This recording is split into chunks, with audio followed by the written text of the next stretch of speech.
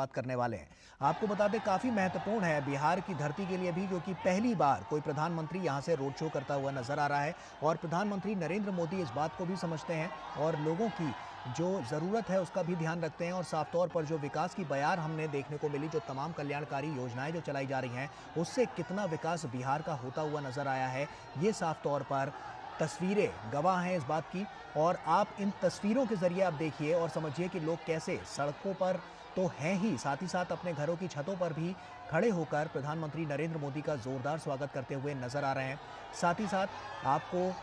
बता दें कि आप देख सकते हैं यहाँ पर मुख्यमंत्री नीतीश कुमार भी साथ में हैं और साथ ही साथ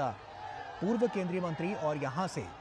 पटना साहिब से जो प्रत्याशी हैं रविशंकर प्रसाद, वो भी उनके साथ यहाँ पर मौजूद हैं। तो ऐसे में काफ़ी महत्वपूर्ण ये पूरा क्षण हो जाता है, क्योंकि प्रधानमंत्री नरेंद्र मोदी जब भी रोड शो करते हैं हमने देखा है कि जन सैलाब उमड़ पड़ता है। ऐसे में बिहार की जनता भी प्रधानमंत्री नरेंद्र मोदी को बहुत पसंद करती है और हमने 2019 के चुनाव में भी देखा, जो सबसे ज़्यादा सीटें लेकर बीजेपी ही आगे निकलकर सामने आई थी। और अब की बार भी ये देखने को मिल सकता है जब 4 जून को नतीजे आएंगे कि अब की बार भी काफ़ी महत्वपूर्ण हो जाएगा चुनाव के लिहाज से, यहाँ के लोगों के लिहाज से। और बिहार की जनता जिस तरह से हमने देखा कि लगातार जो अपने विकास की जो कहानी और जो गाथा लिखने की कोशिश की है, तो वो कहीं ना कहीं काफ़ी महत्वपूर्ण हो जाता है और बहुत कुछ सिद्ध करता है। और ये तस्वीरें इसी बात की गवाह हैं। आप देख सकते हैं हज़ारों की संख्या में यहाँ पर लोग मौजूद हैं। राजेश हमारे सहयोगी हमारे साथ जुड़ रहे हैं, राजेश का रुख करते हैं। राजेश, साफ तौर पर तस्वीरें बहुत कुछ कह रही हैं, क्योंकि प्रधानमंत्री नरेंद्र मोदी जब यहाँ पर पहुंचे, जोरदार तरीके से इनका स्वागत किया गया और ये तस्वीरें अपने आप में एक बड़े संकेत दे रही है लोकसभा चुनाव को लेकर। देखिए, प्रधानमंत्री नरेंद्र मोदी का जो काफिला है वो पटना एयरपोर्ट से राजभवन पहुंचा और राजभवन के बाद वो सीधे डाक बंगला चौराहा होते हुए भट्टाचार्य मोड़ पर पहुंचे। और यहाँ जो मैं दृश्य देख पा रहा हूँ गौरव, ये एक अद्भुत विहंगम मनोरम दृश्य है कि प्रधानमंत्री के साथ एक तरफ रविशंकर प्रसाद मौजूद है। पर ये रोड शो की जो हम तस्वीरें देख रहे हैं, हम देख रहे हैं महिलाएं भी बड़ी संख्या में इसमें आगे बढ़ती हुई नजर आ रही हैं। रोड शो को लेकर क्या हलचल नजर आ रही है? और साफ तौर पर तस्वीरें बहुत कुछ कह रही हैं। मैं वही आपको बताना चाह रहा था गौरव की जो महिलाएं हैं वो बड़ी तादाद में प्रधानमंत्री नरेंद्र मोदी का स्वागत करने के लिए यहाँ खड़ी है। आप दृश्यों में देखिए कि माथे पर साफा बांधी हुई है, उनका गेटअप बिल्कुल जो है वो बदला हुआ है और उनका कहना है कि आधी आबादी का प्रतिनिधित्व जो है प्रधानमंत्री नरेंद्र मोदी के नेतृत्व में जिस तरीके से देश में बढ़ा है, उसकी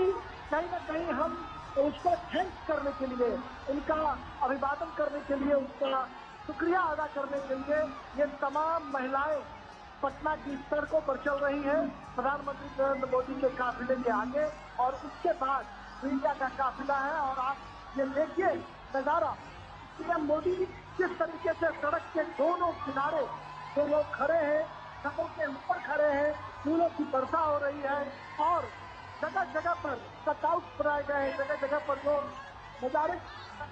आए जा रहे हैं। अद्भुत मनोरम दृश्य हम कह सकते हैं। प्रधानमंत्री नरेंद्र मोदी पटना में पहली बार रोड शो करने के लिए पहुंचे हैं और कल रविशंकर प्रसाद का जब मैंने इंटरव्यू किया था गौरव, तो उन्होंने कहा कि देश के नरेंद्र मोदी पहले प्रधानमंत्री हैं जो बिहार में रोड शो करने के लिए आए हैं। इससे पहले उनका कभी भी रोड शो बिहार में नहीं हुआ था या किसी भी प्रधानमंत्री का रोड शो नहीं हुआ था। तो ऐसे में कहीं ना कहीं यह जो रोड शो और सड़कों पर उमड़ा जन सैलाब, और ये देखिए कि हमारी ठीक दाहिनी तरफ जो प्रधानमंत्री का काफिला है, उससे हम कह सकते हैं कि बाईं तरफ ये जिस तरीके से काशी विश्वनाथ में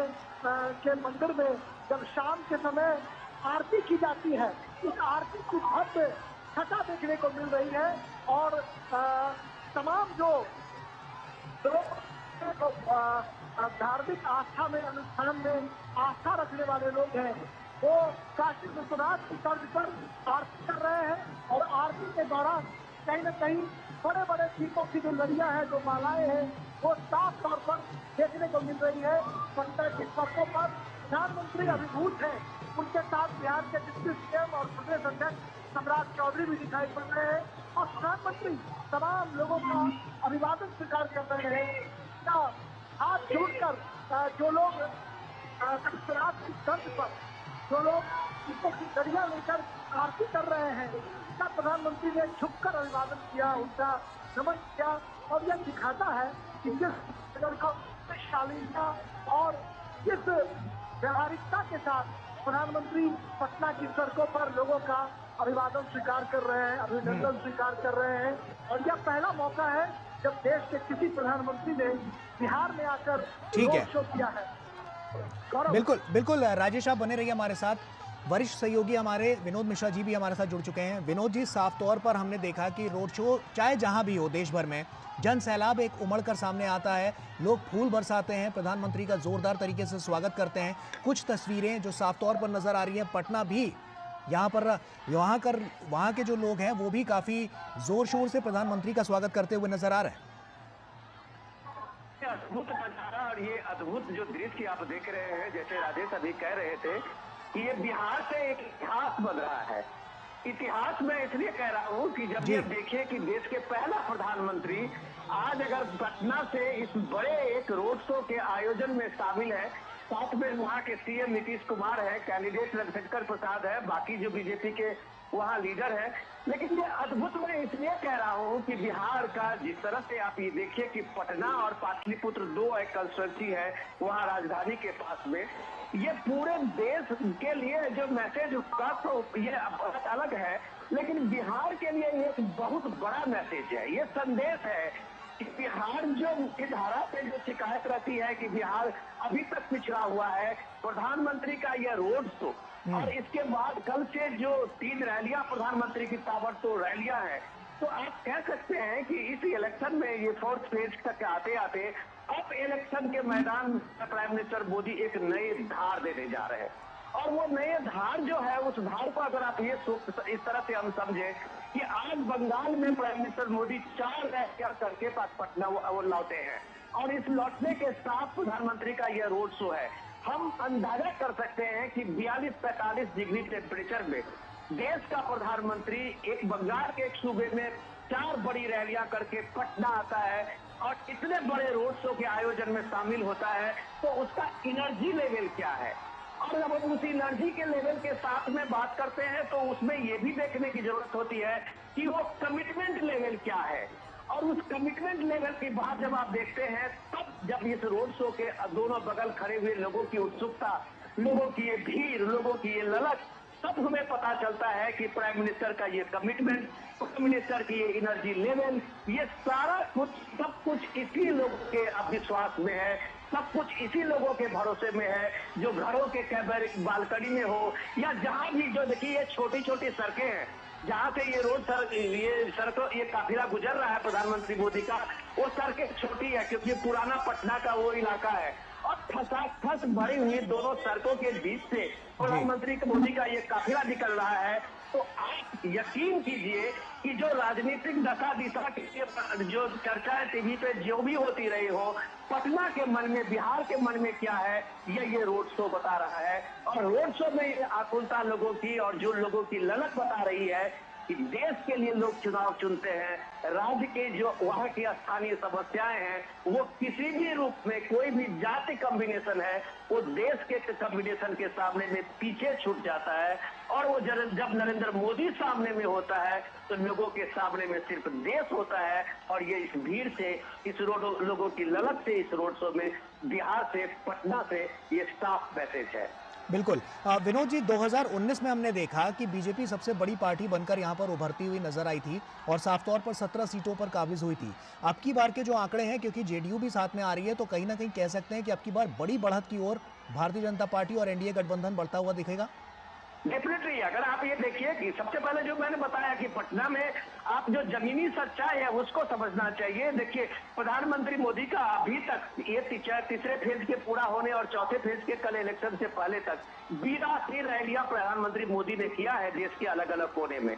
और बिहार से लेकर बंगाल तक और दक्षिण के राज्यों में जो प्राइम मिनिस्टर मोदी की जब आप रैलियां देखते हैं, लोगों की भीड़ देखते हैं, तब हमें इस बात को यकीन करना पड़ता है गौरव कि जो भी आप वहां स्थानीय मुद्दों को लेके या स्थानीय बहस में जो भी कास्ट कम्युनिकेशन देते होंगे, राष्ट्र का मुद्दा, देश का मुद्दा अभी भी जानमानस में है। तो जब आप उमेश की बात कर रहे थे कि आप 2019 में भी देखिए यही कम्युनिकेशन था, यही सारे मुद्दे लोकल लोगों के सामने में दिया गया था अलग अलग नैरेटिव्स में, लेकिन मुद्दा वही चला जो देश प्रथम, मुद्दा वही चला, मोदी का कोई विकल्प नहीं। मुद्दा इस बार भी 2024 में वही है कि मुद्दा सिर्फ मोदी और मोदी विरोध का है, तो सामने में लोगों के सामने में मोदी दिखता है। जो ये रोड शो में आप ये अभिवादन करते हुए, जो लोगों के मोबाइल से एक एक पल की तस्वीर उतारते हुए, लोगों की भीड़, लोगों की ललक देखते हुए ये बताते हैं, जब आप देखते हैं तो आप कहते हैं कि राजनीति में क्रांति की शुरुआत पटना से होती है। तो राजनीति में जो देश का ये आप मिजाज देखते हैं, उसकी शुरुआत ये पटना का ये रोड शो आप दिखा रहा है कि मोदी है तो मुमकिन है। बिल्कुल विनोद जी, आप बने रहिए हमारे साथ। राजेश हमारे सहयोगी हमारे साथ जुड़े हुए हैं। राजेश, हमने देखा कि बिहार में आप जगह जगह पर गए और तमाम क्षेत्रों को आपने कवर भी किया, तो ऐसे में तमाम क्षेत्रों की, अच्छा राजेश के पास हम जाएंगे, लेकिन ना विनोद जी आपसे मेरा एक सवाल ये भी है कि जैसे हम बिहार की राजनीति को जब समझने की कोशिश करते हैं तो काफ़ी कुछ यहाँ पर आता है, तमाम समीकरण भी यहाँ पर बनते बिगड़ते हुए नजर आते हैं। ऐसे में अब की बार जो इंडी गठबंधन है वो आगे तो बढ़ता हुआ नजर आ रहा है, लेकिन जो साफ तौर पर एनडीए गठबंधन है वो ज़्यादा मजबूती के साथ आगे आ रहा है, क्योंकि जेडीयू भी साथ में है और अब की बार जो सीटें हैं वो और ज़्यादा आने की संभावना भी बनती जा रही है। विनोद जी, सबसे बड़ी बात है कि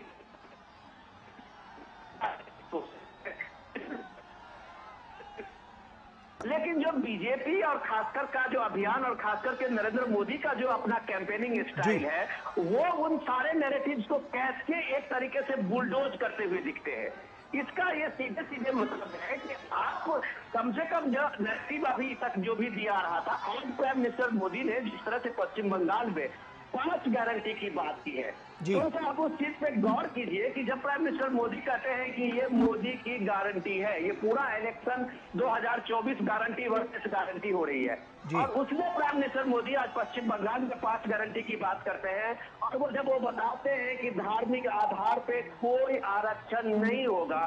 जब वो बताते हैं कि एससी ओबीसी के SC ST OBC के आरक्षण में कोई भी कोई इसको छू नहीं सकता, इसमें कोई इसको छेद नहीं सकता, कोई जब ये बताते हैं कि कोई भी काम और धारा 370 के का जो फैसला है उसको नहीं सकता, जब वो बताते हैं अपनी गारंटी में कि सीए का कोई नहीं उसको बदल सकता, तो इतने जो गारंटी है उस गारंटी के बाद जब लोग देखता है तो लोगों को लगता है ये मोदी है जो आजमाया हुआ है। उसको लगता है कि मोदी ने जो ये काम अपना जो भी चीजें आज तक किया है वो पूरा करके दिखाया है, और उसके कंपैरिजन में जब आप कितने सारे गारंटी 5 न्याय 25 गारंटी खटाखट इकोनॉमी वाली गारंटी कि आप सीधे सीधे किसी के अकाउंट में 1 लाख डाल देंगे, कोई कह रहा है कि हम आपको 2 करोड़ नौकरी दे देंगे, ये सारे गारंटी इसलिए ध्वस्त हो जाती है कि आपने अगर कभी नहीं ऐसा करके दिखाया है तो आज आप कर लेंगे, इसमें जनता यकीन नहीं करेगी। मोदी ने जो कहा है आर्टिकल 370 हटाने के लिए कहा तो करके दिखाया, राम मंदिर निर्माण की बात कही करके दिखाया, सीए का कानून की बात कही तो करके दिखाया, जो मोदी ने कहा वो करके दिखाया है। तो ये सारे लोग अभी तक जो संविधान और आरक्षण ये सारी चीजें जब बात कर रहे थे तो उसको पीएम ने एक तरह से इन्हें कम से कम विपक्ष के इंडिया गठबंधन के इस सारे नैरेटिव को एक्सपोज किया है कि हम आरक्षण को किसी को छूने नहीं देंगे, लेकिन उसके साथ उन्होंने ये भी कहा कि हम धर्म के आधार पर इस आरक्षण को कभी ये मंसूबा पूरे नहीं होने देंगे। तो ये सारी बात इन सारे नैरेटिव्स को एक बड़ा मैसेज देता है काउंटर में, जब पीएम मोदी की इस रैली को आप देखते हैं और जब इस रैली में लोगों की ललक देखते हैं, देखिए हजारों हजार लोगों की हाथें उठी हुई है, हर के हाथों में वो मोबाइल फोन से एक एक लम्हे को कैच करते हुए, देखिए ये रोड का काफिला बहुत धीरे धीरे से गुजर रहा है। जैसे कि मैं आपको बता रहा था कि बहुत वहाँ पे छोटी सड़कें हैं, पतली सड़कें हैं, ये पुराना शहर है, बिजनेस का कारोबारी वो इलाका है, और उस बीच में लोगों को कम से कम मैं कह रहा हूं कि घंटों इंतजार करना पड़ा होगा प्राइम मिनिस्टर मोदी का एक झलक पाने के लिए, और मोदी के लगभग हर लोगों को एक तरह से अभिवादन करते हुए उनसे रूबरू करते हुए आगे बढ़ता हुआ ये काफिला। तो ये जो अपार भीड़ अपार स्नेह है ये लोग भी जो ये ललक है, और प्रधानमंत्री के पटना में ये पहला रोड शो है, ये एक इतिहास बनाने वाला होगा। ऐसा गौरव जरूर ऐसा दिखेगा। बिल्कुल, और ये इतिहास ही है जो आज साफ तौर पर बनता हुआ भी नजर आ रहा है, क्योंकि आज से पहले किसी भी प्रधानमंत्री ने यहाँ पर रोड शो नहीं किया है। तो इस बात की भी, अगर हम इस बात को भी देखें तो काफी महत्वपूर्ण ये पूरा क्षण हो जाता है पटना वासियों के लिए और बिहार की जनता के लिए। हमारे साथ राजेश राज भी लगातार जुड़े हुए हैं। राजेश, अब आपका ही रुख कर रहा हूं। और राजेश, साफ तौर पर आपने बिहार में तमाम क्षेत्रों को कवर किया, वहां पर गए और जमीनी हकीकत क्या कहती है ये भी टटोलने की कोशिश की। अब की बार का सियासी गणित क्या कहता है लोकसभा चुनाव को देखते हुए? देखिए, लोकसभा चुनाव की बात करें तो यहाँ पर चौथे चरण का मतदान जो है गौरव कल होना है। और हमने देखा कि 3 चरणों में जिस तरीके से मतदाताओं ने वोटिंग किया, हालांकि गर्मी और भारी तपिश जो थी, लू का जो है तपिश, वो देखने को मिली, जिसकी वजह से शुरुआती 2 चरणों में मतदान का प्रतिशत कम रहा। लेकिन तीसरे चरण के बाद अब हम देख पा रहे हैं कि बिहार में मतदाताओं का जो उत्साह है वो 7वें आसमान पर नजर आ रहा है। और प्रधानमंत्री नरेंद्र मोदी के आगमन के बाद आगमन के नजारा पटना की सड़कों पर दिखाई पड़ रहा है। तो ये साफ तौर पर लग रहा है कि कहीं न कहीं जो उमंग, उत्साह और जोश मतदाताओं का ठंडा पड़ा हुआ था, वो पीएम मोदी के आगमन के बाद वह उत्साह जो है वो 7वें आसमान पर नजर आ रहा देखा जा सकता है। सड़क के दोनों किनारे लोग जो है प्रधानमंत्री मोदी का इस्तकबाल करने के लिए, उनका अभिवादन करने के लिए यहाँ पर खड़े नजर आ रहे हैं। हाथों में गुलाबों की पंखुड़ियां हैं, फूलों के लड़ियां हैं, और कहीं पर अयोध्या के राम मंदिर की झांकी दिखाई पड़ती है, तो कहीं पर मधुबनी पेंटिंग, मिथिला पेंटिंग की बानगी दिखाई पड़ती है। कहीं पर कलाकार जो है माथे पर साफा बांधकर धागे से प्रधानमंत्री मोदी के चित्रों को उकेरते हैं। और जो यहाँ की महिलाएं हैं, आधी आबादी का जो प्रतिनिधित्व करती हैं, वो महिलाएं माथे पर पाग बांधकर, साफा बांधकर प्रधानमंत्री मोदी को थैंक्स कर रही हैं कि आपने महिला आरक्षण विधेयक जो है, नारी शक्ति बंधन विधेयक के रूप में महिलाओं को जो सशक्त करने का काम किया है, इसके लिए बिहार की जो महिलाएं हैं वो प्रधानमंत्री मोदी के काफिले में उनकी गाड़ी के ठीक आगे नजर आ रही हैं, और वो आगे चलकर पीएम मोदी का जोरदार अभिनंदन कर रही हैं। बिहार की सियासत की बात करें अगर गौरव, तो कहीं ना कहीं पूरी सियासत जो है यहाँ पर जाति और आरक्षण के इर्द गिर्द घूमती रही है। और हम कह सकते हैं 2015 विधानसभा चुनाव के वक्त भी इसे उसके इर्द गिर्द घुमाने की कोशिश की गई। लेकिन प्रधानमंत्री नरेंद्र मोदी पिछड़ों दलितों की हिमायत करने की जब बात करते हैं, जब बताते हैं लोगों को कि केंद्र में 26 मंत्री ओबीसी बनाए गए और आरक्षण, बिल्कुल राजेश, साफ तौर पर ये अब की बार नजर भी आएगा, क्योंकि जब लगातार हम देख रहे हैं कि 7 चरणों में जो चुनाव हैं उसमें से चौथे चरण का चुनाव जो है वो कल है, तो ऐसे में काफी महत्वपूर्ण हो जाता है और बिहार की जनता के लिए भी, और जो वादे यहाँ पर किए गए हैं उसके लिए भी। विनोद जी, लगातार हम इस बात को देख रहे हैं कि बिहार की जनता जो है, एक प्रधानमंत्री नरेंद्र मोदी की जो लोकप्रियता है वो तो लगातार बढ़ती जा रही है, और ऐसे में बिहार की जनता भी बढ़ चढ़कर उनका अभिवादन और सत्कार करने के लिए, जोरदार स्वागत करने के लिए, किस तरह से यहाँ पर लाखों की संख्या में हम कह सकते हैं, क्योंकि एक बड़ा रोड शो है ये, तो वहां पर लोग पहुंचे हुए हैं। ऐसे में विकास की जो बयार लगातार हम देख रहे हैं जो केंद्र सरकार बढ़ाने की कोशिश कर रही है, वो बिहार में और तेज गति से आती हुई नजर आएगी, तो कितनी बड़ी तस्वीर यहां से निकलकर सामने आएगी? देखिए गौरव, आपने बहुत बढ़िया सवाल पूछा है कि पटना में पीएम का एक रोड शो का कुछ न कुछ तो मतलब जरूर होगा। और जब हम इस बात को देखते हैं कि पीएम का जिस रोड शो का मतलब क्या है, और जब पहली बार जब ये कहते हैं कि आजादी के बाद पहली बार देश का प्रधानमंत्री पटना में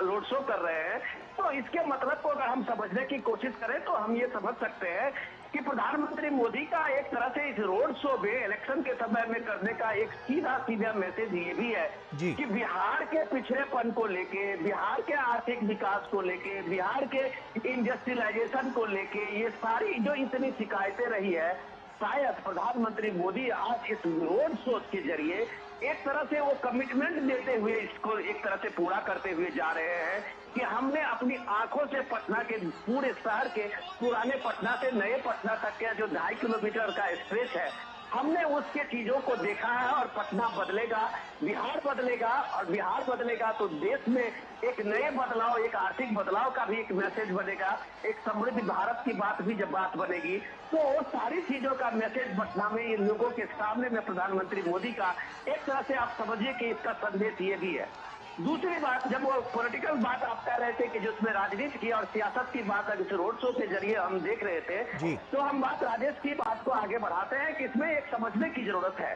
कि पिछले 30-40 साल से आरजेडी का पूरे की तरह से एक समाजवादी जो वहाँ एक धारा है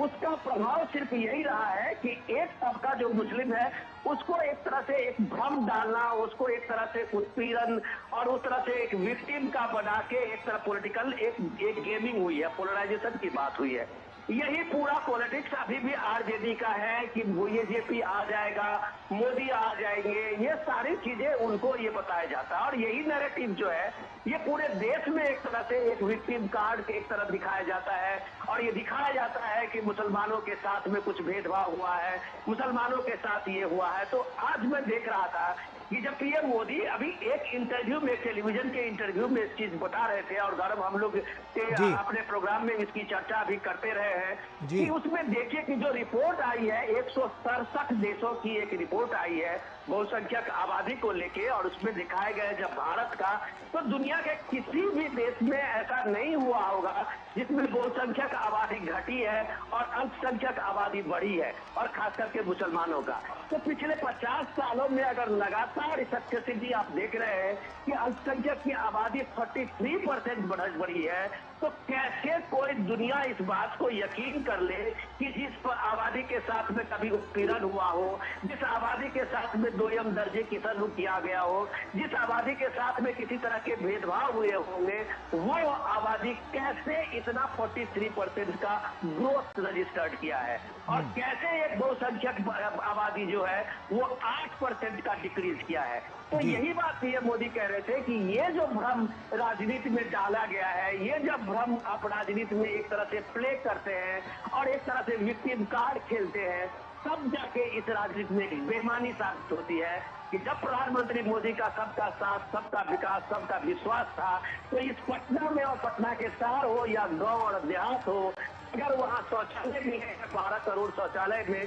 तो उसमें उतना ही हिस्सा और दूसरे वर्ग का, कम्युनिटी का है। जो अगर नल से जल का पानी मिला है तो वो भी सारे लोगों को मिला है। प्रधानमंत्री जनधन योजना का मिला हो तो उसका लाभ भी सबको मिला है। आवास योजना की बात हो वो भी सबको मिला है। जब प्रधानमंत्री स्वास्थ्य योजना की बात हो, आयुष्मान कार्ड की बात हो, तो वो भी सबको मिला है। अगर ये सारे सबको मिले हैं, इसमें कोई भेदभाव नहीं हुए हैं, तो सिर्फ पॉलिटिकल नैरेटिव से आप राजनीति को कितने दूर ले जा सकते हैं, कितने वोट पा सकते हैं, ये भी एक टेस्ट इस 2024 के चुनाव में देखा है कि वो सब कुछ आप जब एक स्लोगन बना के, एक राजनीतिक भ्रम फैला के, चाहे वो आरक्षण का हो, चाहे वो मुस्लिम के बारे में आपका एक निगेटिव नैरेटिव का हो, वो सब कुछ जब आप देते रहे हैं और ग्राउंड पे जब लोगों ने देखा है कि उसके साथ कोई भेदभाव नहीं हुआ है, तो आप इस तरह के फेक नैरेटिव का जवाब ये रोड शो है और लोगों की ये भीड़ है, जब आप उसमें देखते हैं कि हजारों हजार के ये भीड़ का ये कारवा के साथ में चलते हुए जो भीड़ आप देखते हैं, तो कहता है कि इस तरह के जो भी नैरेटिव है उसका कोई असर नहीं है। लोगों को पक्का यकीन है और मोदी के बातों में यकीन है, तो उसका सबूत देते हुए रोड सड़क के दोनों किनारे आप ये काफिला देखते के साथ गुजरते हुए लोगों की ये भीड़ देखते हैं। गौरव, विनोद जी, लोकसभा चुनाव को जिस तरह से हम देख रहे हैं और लगातार जो चरण हैं वो भी आगे बढ़ते हुए नजर आ रहे हैं, ऐसे में यूपी, महाराष्ट्र के बाद बिहार बहुत बड़ी साख रखता है, 40 सीटें यहाँ पर हैं और ऐसे में हमने देखा है कि बीते 5 सालों में जो सबसे ज़्यादा फोकस किया गया है वो गरीबों को और ज़्यादा सशक्त और मजबूत करने के लिए किया गया है। तो ऐसे में बिहार की जनता के लिए क्या ये सबसे बड़ा इंपॉर्टेंट फैक्टर साबित होगा 2024 के चुनाव में?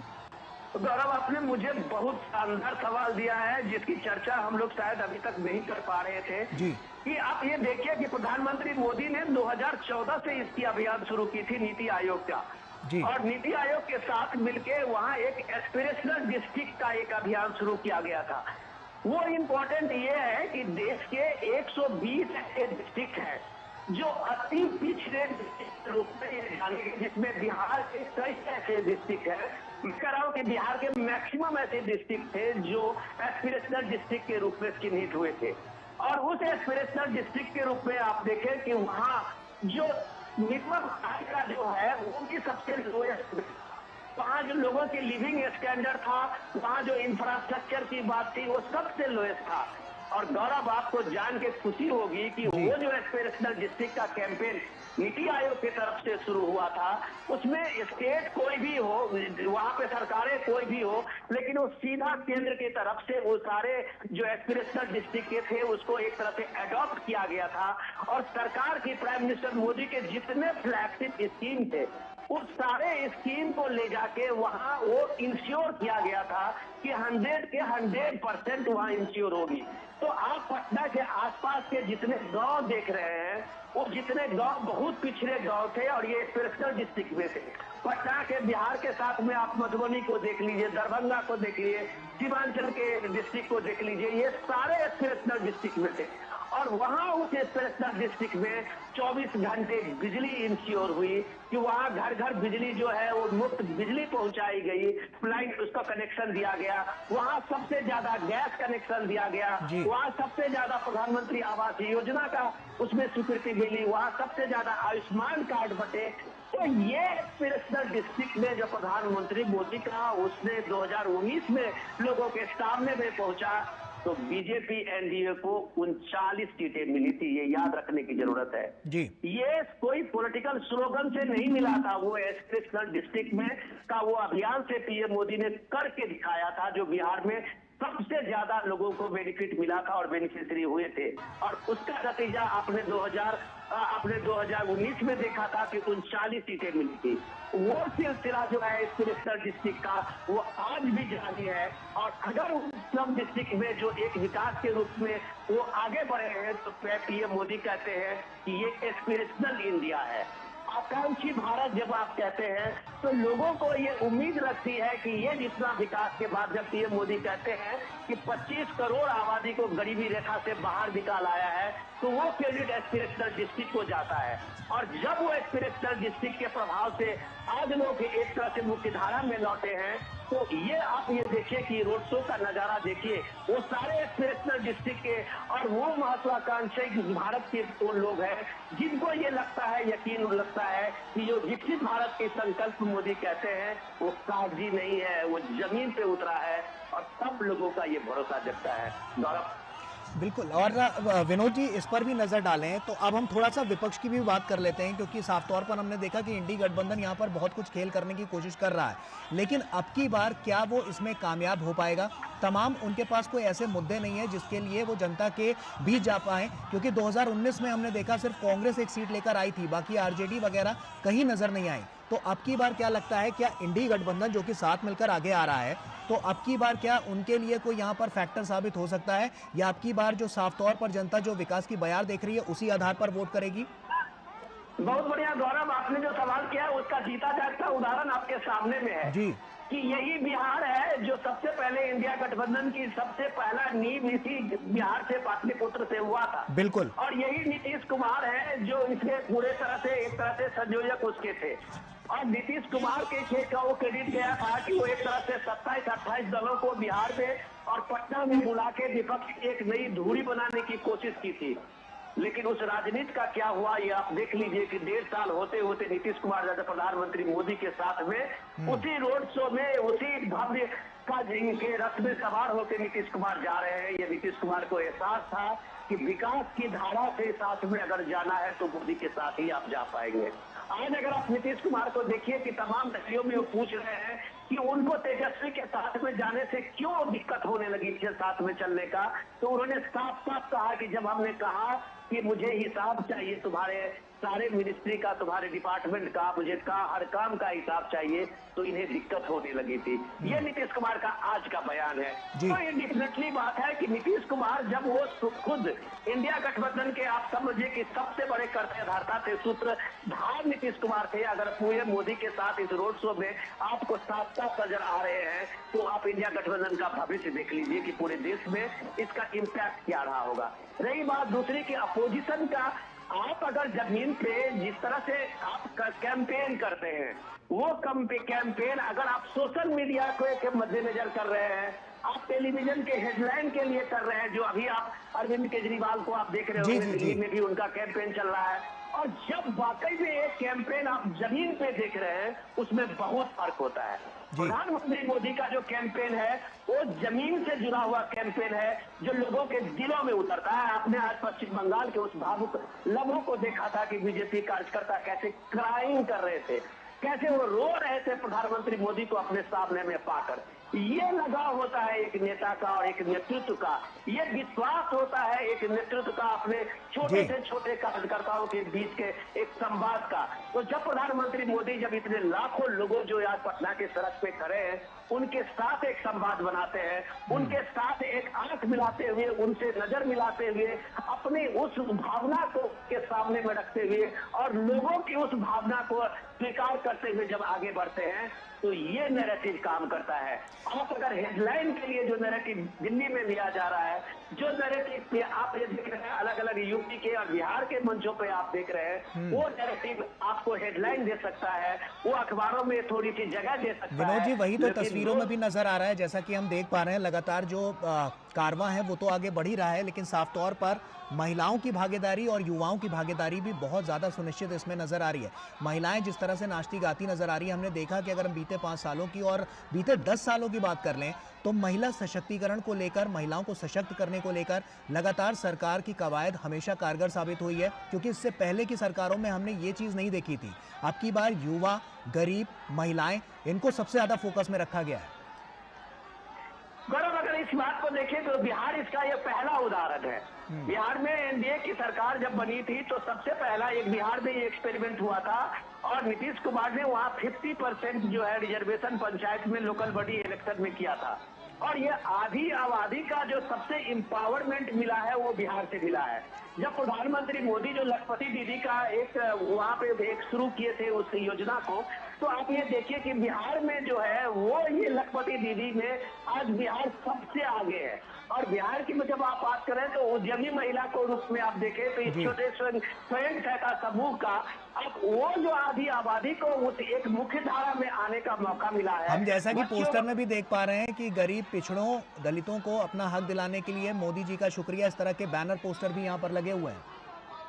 डेफिनेटली मैं वही कह रहा हूँ कि वो चीजें जो जमीन पे उतरते हुए लोगों ने देखा है कि उसमें इम्पावरमेंट की जब आप कहते हैं कि आधी आबादी का जो इम्पावरमेंट बिहार में है वो शायद दूसरे राज्यों की अपेक्षा में बिहार अभी काफी आगे है। और यही महिला सशक्तिकरण की बात जब से बिहार में एक सामने में आई है, फ्रंट फुट पे है, तो आप ये देखिए कि तमाम पॉलिटिकल डिस्कोर्स जो बिहार के थे वो सारे पीछे छूटते चले गए थे। ये पीछे इसलिए छूटते चले गए थे कि महिलाओं ने वहां लीड लिया था और महिलाएं जब एक पॉलिटिकल इसमें नैरेटिव में लीड लेती है तब वहां का नैरेटिव जो है वो सारे फेक नैरेटिव खत्म हो जाते हैं। वो उसका उदाहरण भी बिहार है। तो ये देखिए कि ये प्राइम मिनिस्टर मोदी की जितनी योजनाएं हैं वो सारी योजनाएं सीधे महिलाओं को जोड़ा है, चाहे वो गैस कनेक्शन हो, उज्ज्वला स्कीम हो, चाहे प्रधानमंत्री का वो का स्कीम जो है जनधन स्कीम हो, चाहे प्रधानमंत्री का आप ये देखिए ये आवास योजना हो, ये सारे योजनाओं में जो घर की मालकिन है वो महिलाएं बनी है। चाहे आप प्रधानमंत्री का ये सफाई योजना में, स्वच्छ भारत अभियान का योजना में देखिए, तो ये सारी योजनाएं डेडिकेटेड टू वुमेन रही है। और ये 50% की जो आबादी है, ये बड़ी आबादी जो बिहार की है, उसको लगता है कि इस देश में पहली बार जब महिलाओं को लेके जो एक सेंसिटिविटी जिसको आप कहते हैं कि महिलाओं को क्या जरूरत है, इसका किसी ने ख्याल रखा है तो वो मोदी है, जिसमें गैस कनेक्शन, उसके चूल्हे का भी इंतजाम रखा, उसके शौचालय की व्यवस्था भी रखी, उसके स्वास्थ्य की व्यवस्था भी रखी, उसके घर में बिजली और उसके सामने में इंफ्रास्ट्रक्चर रोड की व्यवस्था भी रखी। तो ये जो एक बार पहली बार देश आजादी के बाद अगर इस देश की मुख्य धारा और आधी आबादी का किसी भी नेता ने पहली बार अगर एक संजीदगी से सामने में रखा अपनी योजनाओं से, तो प्रधानमंत्री मोदी है। इसलिए इस देश के आधी आबादी के वोट के दर से उस सारे पॉलिटिकल नैरेटिव जब फेल होता है तब ये इस तरह का एजेंडा चलता है कि हम 5,000 देंगे, हम 2,000 देंगे, हम 1,000 देंगे। ये 1,000 जो बरसता है वो इसी का डर है, जिसको लगता है कि प्रधानमंत्री मोदी ने एक तरह से अपनी आधी आबादी में जबरदस्त तरीके से अपनी जगह बनाई है, जो ये महिलाओं को आप सामने चलते हुए दिखते हैं। बिल्कुल विनोद जी, आप बने रहिए हमारे साथ। राजेश राज हमारे सहयोगी हमारे साथ जुड़े हुए हैं। राजेश, दूर दराज के इलाकों की जब हम बात करते हैं जहां पर पहले सुविधाएं नहीं पहुंच पाती थी, अब की बार क्या है वहां का समीकरण कि वहां तक जो तमाम केंद्र सरकार की योजनाएं, परियोजनाएं और जो लोगों तक पहुंचने की कवायद थी, वो अब की बार क्या कुछ कह रही है और कितना अंतर नजर आया और कितना वहां पर जो तस्वीर है वो बदलती हुई नजर आई है? देखिए, अगर तस्वीर की बात करें तो बिहार की तस्वीर कहीं ना कहीं बिल्कुल बदली हुई तस्वीर नजर आती है, इसलिए कि हम जब बात करते हैं राजेंद्र सेतु की, महात्मा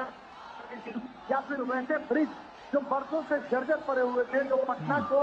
उत्तर बिहार और दक्षिण बिहार से जोड़ नहीं पा रहे थे, तो ऐसे ब्रिज जो महात्मा गांधी सेतु ब्रिज है, जिससे कहीं ना कहीं मोतिहारी बेतिया वाल्मीकि नगर की दूरी जो है वो सिमट दी गई, वो सेतु का निर्माण कराया गया। राजेंद्र सेतु जो बेगूसराय, सिमरिया, मोकामा के इलाके में है, जिसपर राष्ट्रपति रामधारी सिंह दिनकर की भूमि पर, वहां पर 6 लेन पुल का निर्माण किया जा रहा है, डबल ब्रिज रेलवे का निर्माण कराया जा रहा है। सड़कों का जाल हम कह सकते हैं कि बिहार में 4 लेन के रूप में जो है वो बिक चुका है। तो ऐसे में जब हम विकास की अवधारणा की बात करते हैं तो कहीं ना कहीं बिहार उससे आगे बढ़ता हुआ दिखाई पड़ता है। एक जमाना था जब बिहार में कुछ पार्टियां वो दूसरे लहजे की बात करती थी, तो आज कम से कम प्रधानमंत्री मोदी की वजह से एक एजेंडा जरूर सेट हुआ है कि सत्ता और विपक्ष दोनों जो है वो विकास की बात कर रहे हैं। विकास बनाम विकास की लड़ाई जो है वो बिहार में दिखाई पड़ रही है। एक तरफ अगर प्रधानमंत्री नरेंद्र मोदी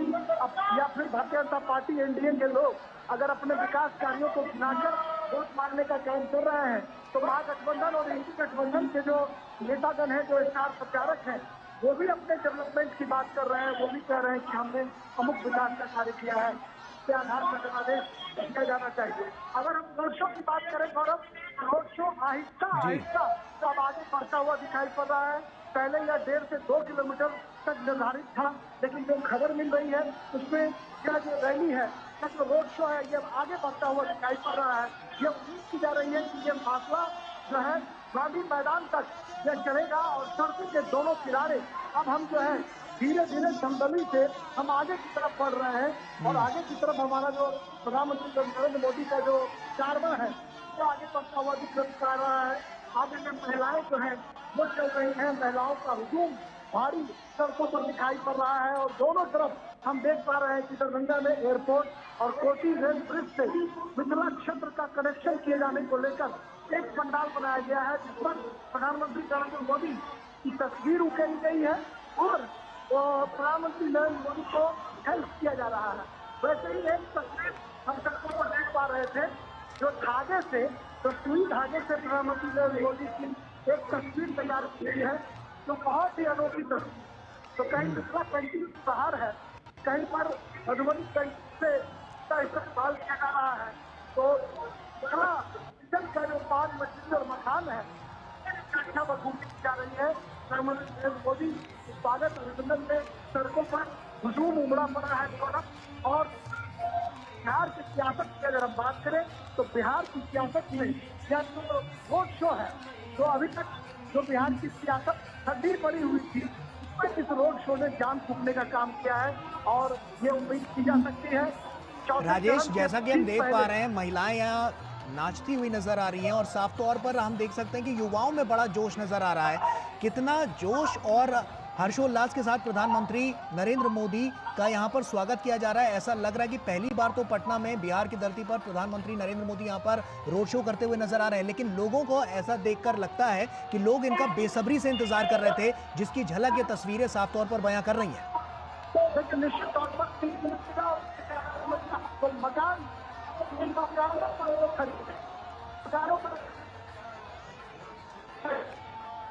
दोनों तरफ चलिए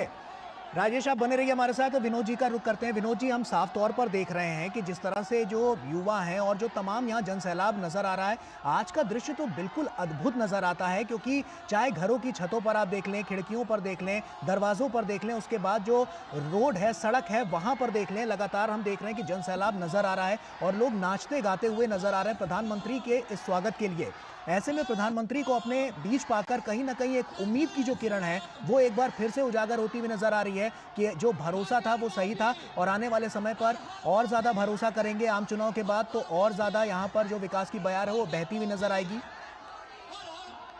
विनोद जी, लगता है कि एक बातें तो छूट रही थी जो बहुत महत्वपूर्ण चीज जी थी। जी वो महत्वपूर्ण ये है कि आप रविशंकर प्रसाद को देखते हैं प्रधानमंत्री के इस रोड शो में साथ में, और रविशंकर प्रसाद रामलला विराजमान के वकील रहे हैं। और रामलला विराजमान के वकील मैं इसलिए कह रहा हूँ कि राम मंदिर अभियान की बात जब आप कहते हैं, उस संघर्ष की बात कहते हैं, तो रविशंकर प्रसाद उसके पहले वकील वही थे। अब बीजेपी में उसके बाद वो मंत्री भी बने हैं, बहुत कद्दावर नेता भी है, लेकिन उनकी पहचान वो राम मंदिर के साथ में है जी। तो रामलला के विराजमान को प्राण प्रतिष्ठा के बाद, अयोध्या में राम मंदिर बनने के बाद, अब सोचिए कि उस बिहार में उसका किस तरह का एक बना होगा जी। आप ये सोचिए कि बिहार में जिस तरह जब वहाँ के कार सेवा की बात हो रही थी, अयोध्या में जिस तरह राम मंदिर का उस समय में संघर्ष चल रहा था, तो सबसे पहला वो बिहार के ही था अभियान की शुरुआत करने वाला, और उस अभियान की शुरुआत बिहार से ही हुई थी, सीतामढ़ी से। ये जानकी की भूमि भी है, तो जब ये सीता की भूमि से अगर इसकी एक शुरुआत हुई थी राम मंदिर निर्माण की और राम मंदिर संघर्ष अभियान की जब शुरुआत हुई थी, तो उसकी शुरुआत भी बिहार से हुई थी। आज उसके सामने में अयोध्या में भव्य राम मंदिर का निर्माण हुआ है, उसकी प्राण प्रतिष्ठा हुई है, तो आप सोचिए कि बिहार के किसी भी घर से शायद ही कोई बाकी रहा होगा जो कोई अभी पहुंचा नहीं होगा उस राम मंदिर के दर्शन में और उस अयोध्या के उस भव्य अयोध्या, दिव्य अयोध्या को देखने के लिए। और जब वो वापस आया होगा तो आप सोचिए कि कितने लोगों के बीच में उसकी भव्यता और राम मंदिर के निर्माण से लेके और राम लला के विराजमान के वहां पे होने की वो बातें बताई होगी। तो इस रोड शो में जो आप भीड़ देख रहे हैं, ये उत्सुकता देख रहे हैं, वो राम मंदिर निर्माण का भी है। वो आप जो भव्यता देख रहे हैं वो राम मंदिर के प्राण प्रतिष्ठा का भी है। वो जब आप भव्यता देख रहे हैं तो उस आयोजन में उस 500 साल के संघर्ष की गाथा भी है, जो एक तरह से एक नॉलेजमेंट है। वो जब आप इस तरह की लोगों की वो ललक देख रहे हैं तो पटना गवाह है उस संघर्ष का। पटना गवाह है भारत में अपने प्राचीन सांस्कृतिक धरोहर की स्थापना का एक मूल स्वरूप में लाने का। तो ये सारी चीजें आप देख रहे हैं। जब पटना में प्रधानमंत्री मोदी गुजर रहे हैं तो थोड़ा सा इसका इतिहास जाने तो आप ये देखिए कि आजादी के बाद एक दो बार सीपीएम के और कम्युनिस्ट पार्टी के नेता यहाँ पे प्रधानमंत्री लोकसभा का नेतृत्व किए थे, लेकिन लगातार वहाँ बीजेपी का और जनसंघ का यहाँ पे एक मजबूत पकड़ रही है और उस पकड़ को वहाँ लोगों ने बना के रखा है। अभी भी बिहार में अगर आप कहें तो पाटलिपुत्र और पटना साहिब का जो वो इलाका है उसमें भारतीय जनता पार्टी की अच्छी पकड़ है। सुशील मोदी को हम लोग अभी नहीं भूले होंगे। सुशील मोदी भी वहाँ एक बड़े लीडर वहाँ एक तरह से हुआ करते थे और काफी उनकी अच्छी पहुंच बनी रहती थी, लोगों के साथ जनसंपर्क था। तो ये सारी चीजें आप देखते हैं तो ये भी हमें याद रखना चाहिए कि बिहार में आप राम मंदिर का उस चीज को, राम मंदिर प्राण प्रतिष्ठा का उस भव्य स्वागत का उस चीज को भी आप नजरअंदाज नहीं कर सकते हैं। बिहार में विकास एक साथ में है, लेकिन बिहार में दूसरा मुद्दा जो है वो राम मंदिर भी है, जो लोगों के प्रत्यक्ष सामने में है। लोग वहां जा रहे हैं, प्राण प्रतिष्ठा के समारोह में शामिल हुए हैं। कामेश्वर चौपाल भी उसी बिहार से है, जो एक दलित है, जिनका जो स्थापना में, शिलान्यास में उनकी भूमिका रही थी। तो सब कुछ है। बिहार सिर्फ राम मंदिर सिर्फ एक यूपी का कनेक्शन नहीं है, उससे बड़ा कनेक्शन बिहार से है, जो बिहार में उसकी भागीदारी है साधुओं का, संतों का, लोगों का, कार सेवकों का, नेताओं का, वकीलों का। तो जब इतना सब कुछ बिहार से है तो आप उस समझिए कि उस प्राण प्रतिष्ठा के बाद उस मुद्दे को लेके बिहार के रूप में किस तरह का वो जोश और जज्बा है जो आप लोगों को देखते हैं बालकनियों से,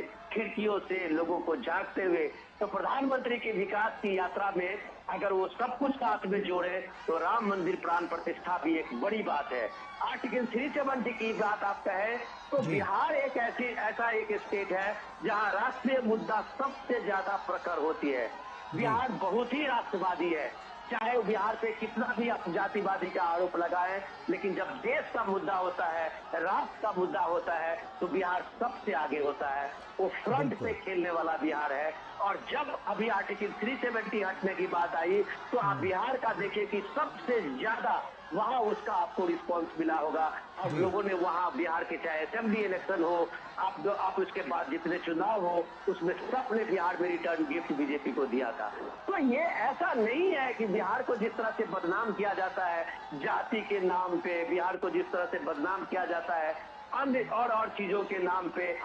वो चीज अलग चीज है। लेकिन बिहार के लोग बहुत भावुक हैं। बिहार के मैक्सिमम जो यूथ है, आप उसमें चाहे आपको पैरामिलिट्री फोर्सेज या यूथ जो आपको ये में मिलेंगे, सेना में मिलेंगे, जवान ये मिलेंगे, तो आप कह सकते हैं कि राष्ट्रीय नेतृत्व को लेके, राष्ट्रीय मुद्दों को लेके बिहार में एक ललक है। और वो ललक जब आप देखते हैं तो पटना की सड़कों में देखते हैं तो वो डेफिनेटली प्राइम मिनिस्टर मोदी के वो एक मजबूत नेता के रूप में एक राष्ट्र का नेतृत्व करते हुए उसको सामने में दिखता है। और घंटों घंटों खड़े हुए लोगों में वही राष्ट्रीयता है, वही राष्ट्रीय नेतृत्व को लेकर ललक है जो इसका अल्टरनेट लोगों को बिहार में नहीं मिला है। उसके सामने में सिर्फ मोदी है और यही ये भीड़ बताती है। जी विनोद जी, आप बने रहिए हमारे साथ। राजेश का रुख कर लेते हैं। राजेश, जैसा कि हमने बिहार की परिस्थितियों को पहले देखा और वहां पर इसे बीमारू राज्य कहा जाता था, लेकिन प्रधानमंत्री नरेंद्र मोदी जब से सत्ता में आए हैं बिहार पर खास फोकस रहा है। स्वास्थ्य क्षेत्र के बुनियादी ढांचे को काफी उसमें परिवर्तन करने की कोशिश की गई थी। अब की बार के चुनाव में ये कितना बड़ा फैक्टर है और बिहार के आज स्वास्थ्य की बात करें तो कितना बड़ा परिवर्तन वहां पर नजर आया है? लेकिन मैंने आपको पहले भी कहा गौरव कि बिहार में चाहे रेलवेज की बात करें, रोडवेज की बात करें, हाईवेज की बात करें या फिर वाटरवेज की बात करें, इन तमाम क्षेत्रों में बिहार में कई तरह के काम हुए हैं। सिमरिया बेगूसराय में आप देखें, नितिन गडकरी जो राष्ट्रीय राजमार्ग मंत्री हैं वो पहुंचे थे, उन्होंने वहां पर। राजेश, ये भी चाहूंगा कि आप साथ ही साथ ये भी बताएं कि ये जो आज का रोड शो है वो किन किन जगहों से होते हुए गुजर रहा है और क्या क्या इम्पोर्टेंट फैक्टर्स रहने वाले हैं। मैं तो आपको रोड शो की व्याख्या ही शुरू से कर रहा था गौरव, लेकिन मैं समझ पा रहा हूँ कि रोड शो जो निर्धारित जो स्थल था वहां से अब आगे बढ़ रहा है। मैंने आपको पहले भी बताया था कि 1.2 किलोमीटर जो है वो निर्धारित किया गया था, लेकिन भीड़ को देखते हुए, जो भीड़ का अभिवादन और अभिनंदन का जो जज्बा है उसको देखते हुए प्रधानमंत्री नरेंद्र मोदी का काफिला निर्धारित स्थल जो ठाकुरबाड़ी मोड़ था वहां से अब नाला रोड होते हुए गांधी मैदान की तरफ जो है आगे बढ़ चला है। और एक लंबा रोड शो काफिला डाकबंगला चौराहे से भट्टाचार्य मोड़, उसके बाद फिर मुहानी दलदली होते हुए नाला रोड होते हुए अब ये जो काफिला है ये धीरे धीरे हम कह सकते हैं कि गांधी मैदान की तरफ बढ़ रहा है। जो 1.2 किलोमीटर का जो फासला था गौरव, वह आप तकरीबन 3.5 किलोमीटर से ज्यादा का तय करेगा यह रोड शो। और प्रधानमंत्री नरेंद्र मोदी को देखने के लिए सड़क के दोनों किनारे जो पलक पावड़े बिछाए हुए लोग हैं इनका एक खूबसूरत सारा कह सकते हैं। और मैं आपको बिल्कुल सटीक दिखाना और बताना चाह रहा था कि कहीं ना कहीं हाथों में मोबाइल लिए हुए उनकी एक तस्वीर को कैद करने के लिए हर उम्र वर्ग की, चाहे वो लड़कियां हो, बच्चे हो, नौजवान हो, बूढ़ी माताएं हो, बुजुर्ग चाचा हो, ये तमाम लोग उनकी एक झलक पाने के लिए हाथों में मोबाइल लेकर उस दृश्य को, खूबसूरत विहंगम को मोबाइल में कैद करना चाहते हैं, जो कहीं ना कहीं बिहार में सियासत से अलग एक सामंजस्य जो है वह दिखाने कर रहा है कि सियासत चाहे जो भी हो, लेकिन जो सामंजस्य है, जो शालीनता है, जो विनम्रता है, बिहार में किस तरीके से लोग यहाँ पर अपने देश के नेता, देश के प्रधानमंत्री को देखने, सुनने, उनका अभिनंदन करने के लिए खड़े हुए हैं, यह दिखाता है कि वाकई बिहार जो है वो लोकतंत्र की जननी है। बिहार का वैशाली हिंदुस्तान लोकतंत्र की जननी है, दुनिया भर के मुल्क के लोगों की जननी है। और प्रधानमंत्री हमेशा जब बिहार आते हैं तो भिखारी ठाकुर को नमन करते हैं, कर्पूरी ठाकुर को नमन करते हैं, वो चंद्रगुप्त बुद्ध और महावीर के बिहार का जिक्र करते हैं, आर्यभट्ट के बिहार का जिक्र करते हैं, और कहीं ना कहीं जो जयप्रकाश नारायण का जो बिहार है उसका वो जिक्र करते हैं, उनको भी नमन करते हैं। तो कहीं ना कहीं बिहार का जो गौरवशाली अतीत है, गौरवशाली अतीत की झलक एक बार फिर पटना की सड़कों पर देखी जा रही है। और लगातार पटना की राजेश, सड़कों पर आपने कर्पूरी ठाकुर का जिक्र किया, मेरा सवाल इससे जुड़ा हुआ है कि कर्पूरी ठाकुर को मरणोपरांत अब जैसे केंद्र सरकार ने भारत रत्न से नवाजा है, तो ऐसे में अब की बार ये कितना इम्पैक्ट है और इससे जो बिहार की जनता है वो कितना खुश नजर आई है? हेलो जी राजेश, कर्पूरी ठाकुर को जिस तरह से भारत रत्न से सम्मानित किया गया मरणोपरांत, भारत सरकार का ये एक बहुत बड़ा फैसला था, तो ऐसे में वहां की जनता, बिहार की जनता, क्योंकि आपने वहां पर तमाम क्षेत्र कवर किए हैं, तो ऐसे में वहां पर इसका कितना इम्पैक्ट पड़ता हुआ नजर आया? कर्पूरी ठाकुर भारत रत्न से नवाजे गए हैं और जी पर कर्पूरी ठाकुर बिहार की धरोहर है और बिहार की धरोहर कहीं सबकी एक पहचान रही है। और जिस तरीके से प्रधानमंत्री नरेंद्र मोदी ने उनको सम्मान देने का काम किया, उनको भारत रत्न देने का फैसला किया, इससे जो गरीब गुरबा पिछड़े वर्ग के जो लोग हैं उनमें काफी खुशी देखी गई। और शायद एक वजह थी कि जब भारत रत्न लेने के लिए उनके जो बेटे हैं रामनाथ ठाकुर, राज्यसभा के सांसद हैं, वो जब वहां पर पहुंचे राष्ट्रपति भवन के सभागार में, तो एक अद्भुत नजारा देखने को मिल रहा था। और ये मानव और आज गरीब परिवार से आने वाले कर्पूरी ठाकुर हैं, गरीब परिवार से बिलोंग करने वाले जो कर्पूरी ठाकुर हैं, उनको भारत सरकार ने भारत रत्न से नवाजने का काम किया। इसकी सराहना चारों तरफ हम कह सकते हैं की जा रही है। और पिछड़े दलित वर्ग के लोगों को सम्मान दिलाने की बात जब कभी की जाती है तो प्रधानमंत्री नरेंद्र मोदी इसके यहाँ जरूर बताने की कोशिश करते हैं कैसे हमने भारत रत्न कर्पूरी ठाकुर को सम्मानित किया, कैसे डॉक्टर भगवान लाल सहनी जो बिहार से आते हैं उनको ओबीसी कमीशन का चेयरमैन उन्होंने बनाया था। अभी हंसराज अहीर ओबीसी कमीशन के चेयरमैन हैं, लेकिन अपनी 2019 की सभाओं में पीएम मोदी ये बताते थे कि हमने ओबीसी कमीशन को कैसे संवैधानिक दर्जा दिया और डॉक्टर भगवान लाल सहनी को पहला जो बिहार से आते हैं। और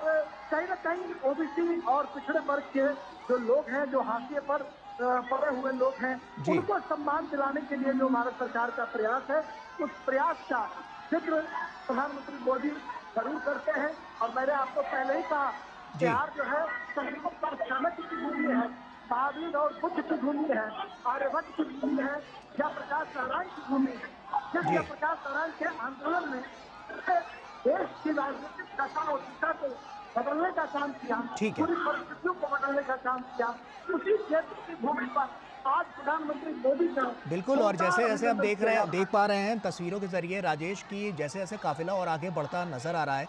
जो संख्या बल है वो भी और तेज गति से बढ़ती हुई नजर आ रही है। और साफ तौर पर जो महिलाएं हैं वो किस तरह से यहाँ पर आप देख सकते हैं उद्घोष करती हुई नजर आ रही हैं। प्रधानमंत्री भी लगातार हाथ हिलाकर सभी का अभिवादन स्वीकार करते हुए, और जोरदार ये रोड शो नजर आ रहा है। आप देखिए चप्पे चप्पे पर किस तरह से लोग यहाँ पर व्याकुल हैं प्रधानमंत्री की एक छवि पाने के लिए। तस्वीरें बहुत कुछ कह रही हैं, अद्भुत ये तस्वीरें हैं, अलौकिक ये तस्वीरें। और साफ तौर पर आप देख सकते हैं कि किस तरह से जोश यहाँ पर लोगों में नजर आ रहा है। सड़क के दोनों किनारे हों या खिड़कियां हों या इसके अलावा लोग छतों पर भी यहाँ पर मौजूद हैं और प्रधानमंत्री की एक छवि पाने के लिए व्याकुल नजर आ रहे हैं। जोरदार प्रदर्शन यहाँ पर होता हुआ नजर आ रहा है, जोरदार ये पूरा रोड शो होता हुआ नजर आ रहा है। हमारे साथ विनोद जी भी लगातार जुड़े हुए हैं। विनोद जी, हम लोग राम मंदिर का भी जिक्र कर रहे थे और उसको हमने कनेक्ट करने के, जैसे कि बिहार हम जानते हैं कि माता सीता की धरती भी इसे कहा जाता है। सीतामढ़ी में 20 मई को यहाँ पर चुनाव होना है। ऐसे में अब की बार ये चुनाव कितना बड़ा बदलाव लेकर वहां पर सामने आएगा और कितनी बड़ी जीत यहाँ पर नजर आ सकती है? गौरव, अगर आप मुझे इजाजत दें तो जो सवाल आपने राजेश को पूछा था, मैं थोड़ा सा उसमें कुछ करना चाह रहा हूँ कि देखिए, कर्पूरी ठाकुर बिहार के सिर्फ एक नेता और फॉर्मर चीफ मिनिस्टर नहीं रहे। कर्पूरी ठाकुर बिहार में अगर एक आदर्श नेता के रूप में, बिहार के आदर्श के रूप में आप रखेंगे 2-4 लोगों में, तो कर्पूरी ठाकुर भी एक है। प्राइम मिनिस्टर मोदी का उस गुदरी के लांड कर्पूरी ठाकुर को भारत के मुख्यधारा के साथ साथ भारत के जो पीढ़ी है, नई पीढ़ी है, उनको भी एक परिचय कराना था। ये इस देश में ये सवाल पूछने वाला है कि भाई ये समाजवादी पार्टी के लोगों या जो आरक्षण की बात और गरीब पिछड़े दलितों की करने वाले बात लालू यादव हो, जी। वो लगातार यूपीए के 10 साल के शासन में ये लोग चाबी रखने वाले लोग थे कि अगर चाबी देंगे तो सरकार चलेगी, अगर चाबी निकाल लेंगे तो सरकार गिर जाएगी। किसी ने कर्पूरी ठाकुर को भारत रत्न दिलाने की बात क्यों नहीं की? किसी ने इस, चाहे वो समाजवादी यूपी के हो, क्यों नहीं इस गरीब के और जो पहली बार आरक्षण लेके पिछड़ों का लेके कर्पूरी ठाकुर मुंगेरी लाल के कमीशन बना के उन्होंने पहली शुरुआत की थी, जो मंडल कमीशन से पहले का था, जो गरीबों को हक दिलाने के लिए आगे बढ़ा था, उसको कभी भारत रत्न दिलाने की बात क्यों नहीं की थी? तो ये बेईमानी पकड़ी गई थी। और नरेंद्र मोदी ने जब उनको भारत रत्न से सम्मान मिला था, तब पहली बार इस देश के पिछड़ों को,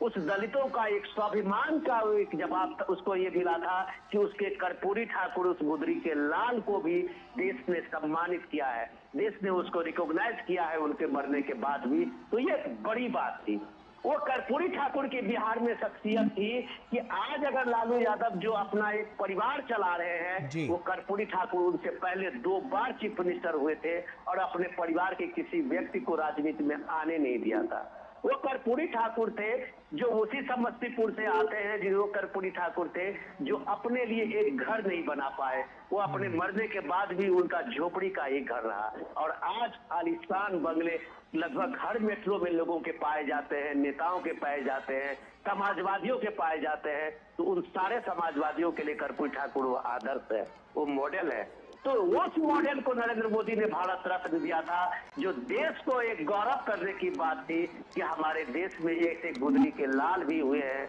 वो कर्पूरी ठाकुर रहे हैं, जिन्होंने सच में गरीबी को जिया और गरीबों के हक के लिए लड़ा। वही नरेंद्र मोदी है जो सच में गरीबी को जिया और गरीबी के हक के लिए सामने में खड़ा है। और आज देखिए विनोद जी, वही आंकड़े हैं जो निकलकर सामने आ रहे हैं कि 25 करोड़ जो गरीब हैं वो गरीबी रेखा से बाहर निकल चुके हैं। डेफिनेटली गौरव, ये बात आपने बिल्कुल सही इसमें जोड़ा है। और वो गरीब के जो करने वाला जो नेतृत्व खड़ा है आज, जो गरीबी से पल के आया, गरीबी में बढ़ के आया और जिसने गरीबी देखी है, वो कर्पूरी ठाकुर को सम्मानित किया। और वो गरीब का, वो एक साधारण परिवार से आने वाला नरेंद्र मोदी पे जब आप नैरेटिव लगाते हैं कि संविधान खतरे में है, आरक्षण का ये खत्म हो जाएगा, तब शायद आप पे लोग मजाक करते होंगे कि ये नरेंद्र मोदी है जो आपके अपनी 5 गारंटी में कहता है कि हम कभी आरक्षण को खत्म नहीं करने देंगे, न उसे हम छूने देंगे। तो लोगों को यकीन होता है।